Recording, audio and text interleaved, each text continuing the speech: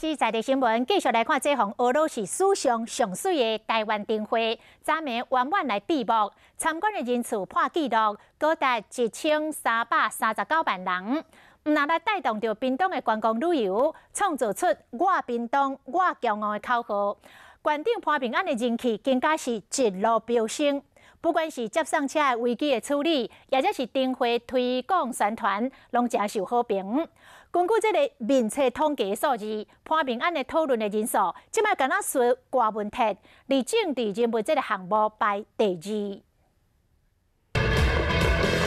宴会有够水，搭配电影《海角7号》的主题曲，互人真有感觉。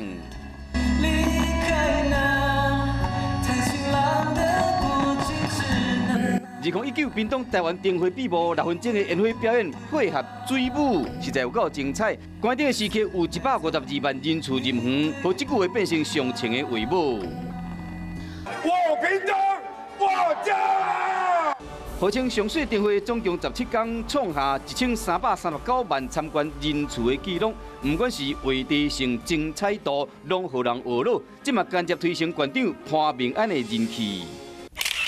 依照面测专业仪表板的分析数字显示，讲伫政治人物排行榜上讨论人数的统计，潘明安成为第2名，敢若较输台北市长郭文天，胜过总统蔡英文。过来看为灯会前到灯会闭幕的变化，蔡总统为17万外上升到18万外，郭文天市长为13万外升到36万外，潘明安的谈论数是为5万外人次冲到25万外，上升幅度超过45%，是所有政治人物的冠军。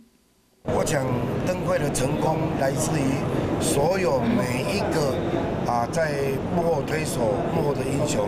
外界分析，可以加分的理由，要这段时间潘明安伫面对人潮遮济所产生接驳问题，即是处理会失礼、高效率、无推卸责任的态度，互人学乐，人气顺这个事情权变成上新的人气王。